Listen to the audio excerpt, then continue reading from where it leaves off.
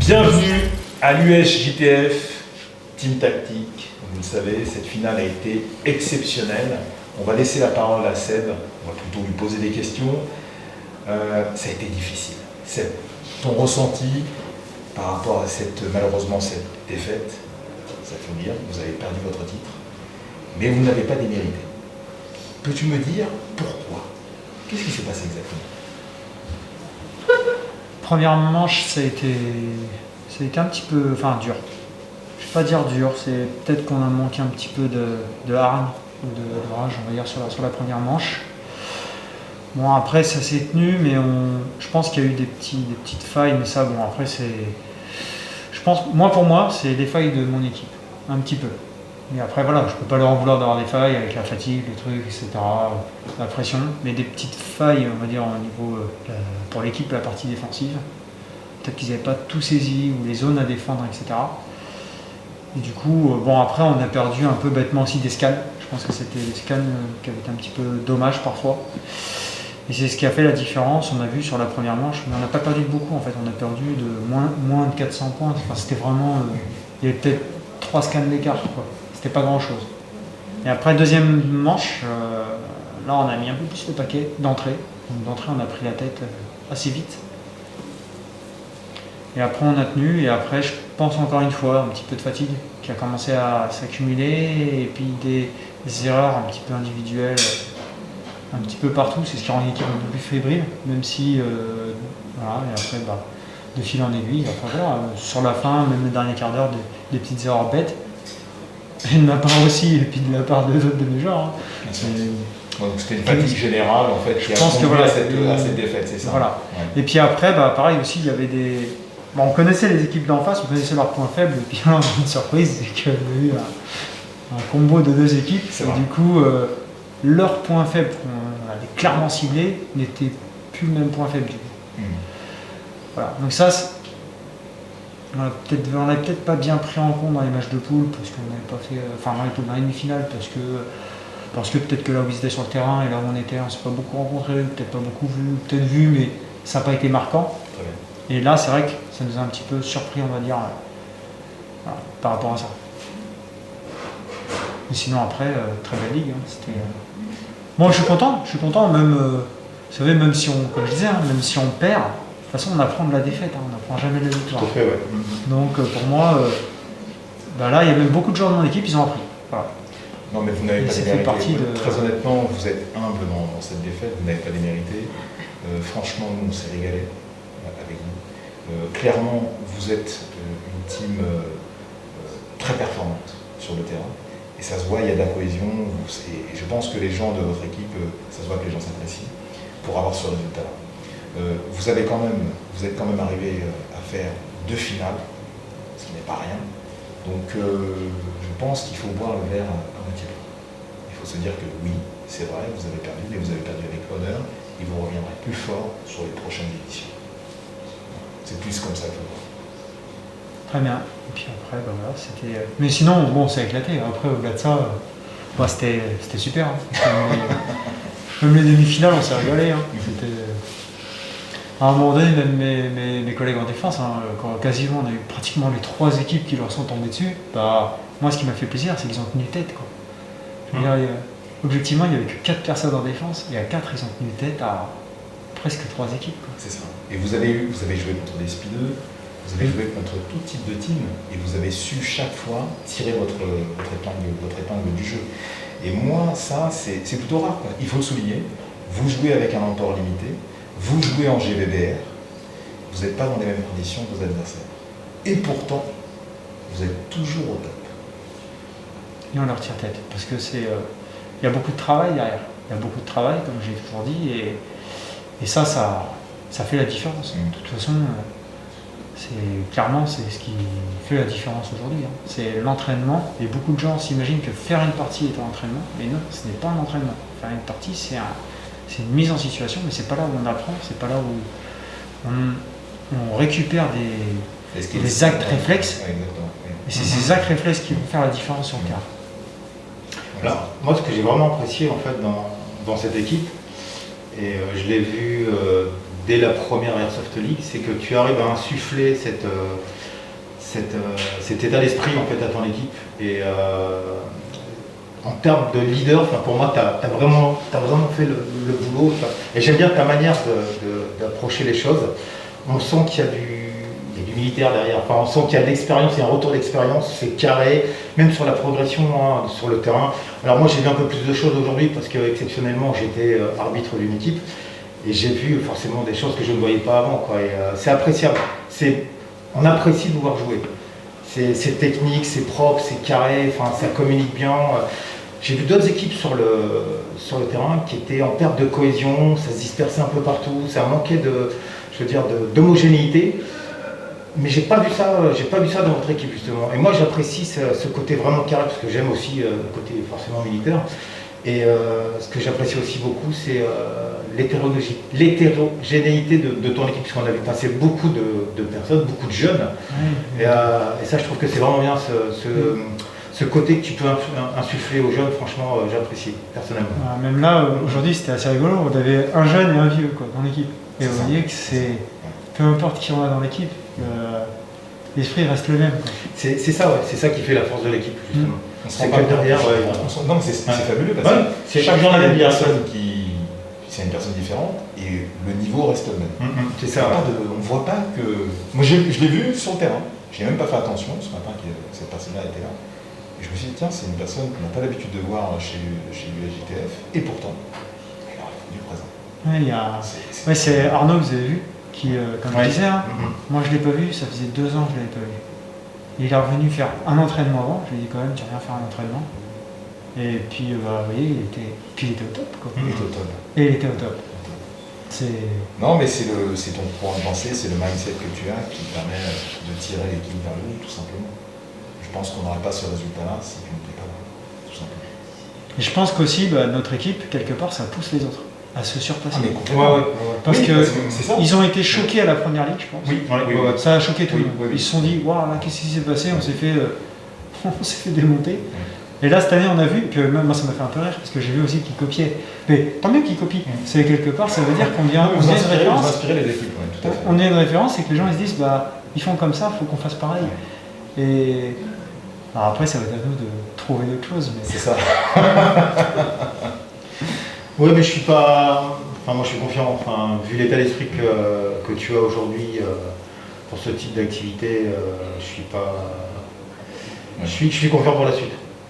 Et puis c'est avec grand plaisir qu'on vous attend pour la prochaine. Nous, tu nous as surpris justement par rapport à cette humilité dans la défaite. C'est rare. Les gens, tu le vois bien, les gens qui perdent, qui s'en vont immédiatement. Elles ont perdu, elles s'en vont. Toi, tu restes digne, tu es là, tu fais face à tout ça. Tu n'es pas là à tirer à boulet rouge sur tes coéquipiers. Tu vas te réorganiser en interne, tu vas sûrement réfléchir à d'autres stratégies, tu vas t'améliorer et tu arriveras à prendre d'autres titres dans cette belle compétition. Donc, et c'est ça, là, tu as vraiment les caractéristiques d'un grand champion. Vraiment, je te le dis. Ça, c'est la pensée. Et je dirais pour finir que ton jeu est à la hauteur de ton engagement, fair play. Tu vois, tout ça, ça forme un tout quelque part. On a du jeu fair play, on a un jeu carré, donc en fait, on a quelque chose d'homogène dans sa globalité et on prend plaisir. Moi, j'aimerais jouer contre vous. Oui, c'est vrai. Moi, j'aimerais. Ouais. D'ailleurs, il faudrait qu'on s'organise, je pense. D'ailleurs, on te l'a dit. Ouais. Donc, nous, on n'est pas non plus des clients faciles. Au-delà d'être ça va faire. Mais l'impression qu'on ne joue plus depuis longtemps. J'espère que tu nous inviteras pour pouvoir honorer cela. Ouais, ça serait avec plaisir. Ouais. Ce serait faire d'autres. Après, comme j'ai dit, l'Airsoft League, c'est un type de jeu. Et quand on est sur d'autres OP, on a encore plus le moyen d'exprimer vraiment notre savoir-faire technique. Et d'ailleurs, tous ceux qui nous ont rencontrés sur des OP, la plupart, et par exemple, je reprends c'était en 2018, quand ils avaient fait l'OP Colombiana, clairement le JTF a plié l'OP. On avait tout pris, les diamants, les bijoux, la drogue, les valises de monnaie. Même à la fin, il y a des gens qui nous croisaient sur le terrain, ils disaient « Oh, c'est eux qui arrivent, faut pas les attaquer. » On en arrivait comme ça. Et là, on se dit, effectivement, quand on arrive à cette on arrive à ce niveau, on va dire, où les gens ils se disent là, on n'a même pas envie de les attaquer. C'est que déjà, vous voyez, on impressionne. Quoi. Les gens ils se disent là, il y a un mur. Mais même là, hein, vous avez impressionné quand même. Vous avez impressionné puisque vous avez surfé sur le match de poule.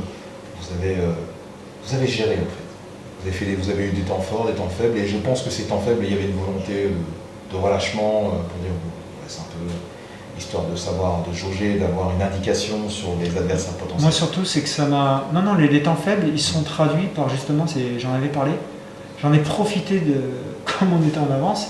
J'ai dit je vais faire rentrer des jeunes dans l'équipe tout de suite dedans pour qu'ils soient confrontés à des choses difficiles et qu'ils comprennent que entraînement difficile, guerre facile. Et du coup, ça a été un peu leur baptême de feu avec nous. Et ça a été dur pour eux, ça a été dur. Hein. Je sais que la manche 2, la manche 4, ils ont eu du mal, ils ont eu beaucoup de mal à amener. Je sais que la partie en défense, ils avaient été bloqués, ils n'arrivaient plus à sortir du spoon. Dans Fort, ça est arrivé 2 fois, face à la LJF. C'est pour ça que ça m'avait fait rire, parce que la LJF, quand il s'est fait interview, ils avaient dit le JTF, on les tient, etc. Mais ils ne s'étaient pas rendu compte qu'en fait, c'était pas des joueurs anciens.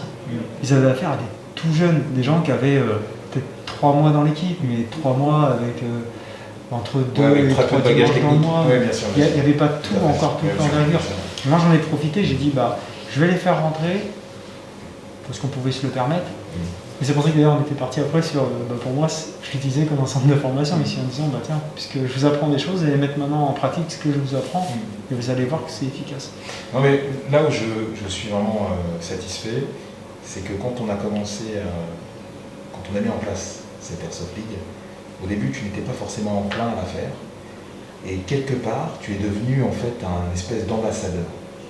Alors moi ça me fait plaisir parce que généralement quand les gens ne sont pas forcément enclins à faire des choses et qu'on arrive à les convertir, à les transformer, je me dis on est sur le bon chemin.